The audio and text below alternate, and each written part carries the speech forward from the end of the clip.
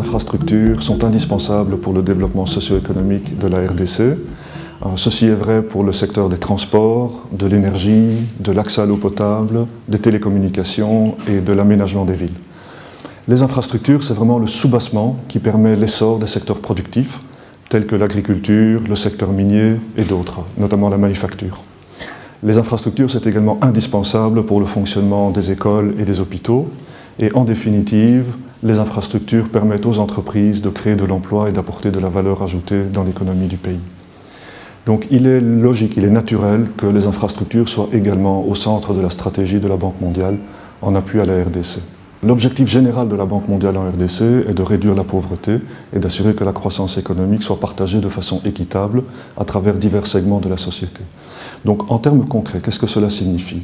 Les infrastructures représentent un portefeuille de 10 projets pour un total d'environ 2 milliards de dollars et représentent 63% du portefeuille total de la Banque mondiale en RDC.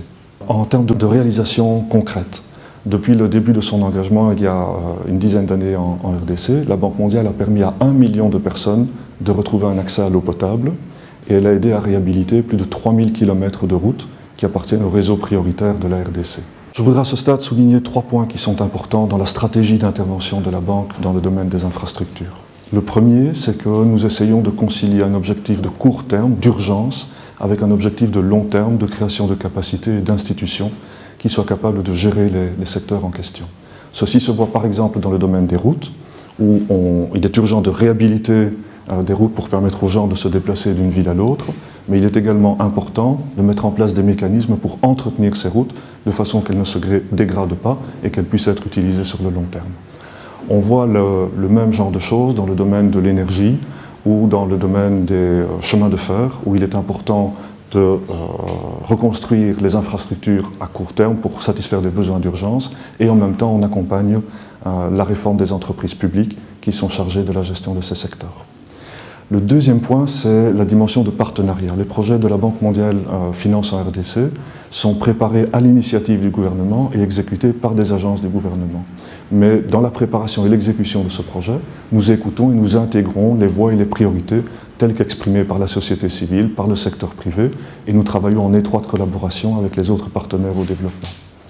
Et le troisième élément que je voudrais souligner, c'est la dimension internationale du secteur des infrastructures en RDC. La RDC a des frontières avec 9 autres pays africains, et donc reconnecter la RDC avec ses pays voisins à travers les routes, à travers les télécommunications, à travers la transmission et la distribution d'énergie, c'est essentiel pour que la RDC puisse jouer son rôle de moteur dans le développement économique de toute la région.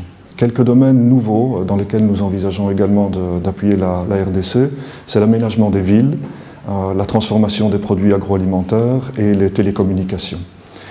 Par exemple, dans l'aménagement des villes, il se trouve que Kinshasa est en passe de devenir la plus grande ville d'Afrique, avec des défis extraordinaires en matière de transport, d'accès à l'eau, d'accès à l'énergie, de planification de la ville.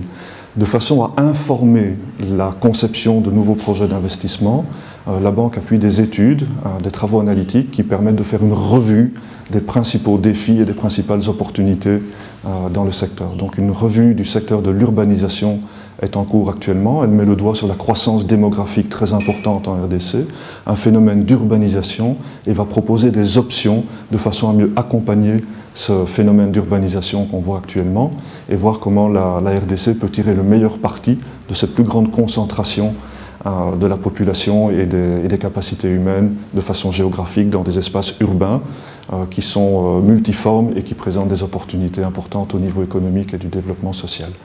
Dans le même temps, nous regardons également les espaces ruraux. La RDC a un patrimoine extraordinaire, un potentiel extraordinaire en matière d'agriculture, mais la RDC ne devrait pas seulement être un producteur de produits bruts, elle devrait également transformer les aliments, et donc il y a un segment important, il y a une place importante que peut jouer l'industrie agroalimentaire.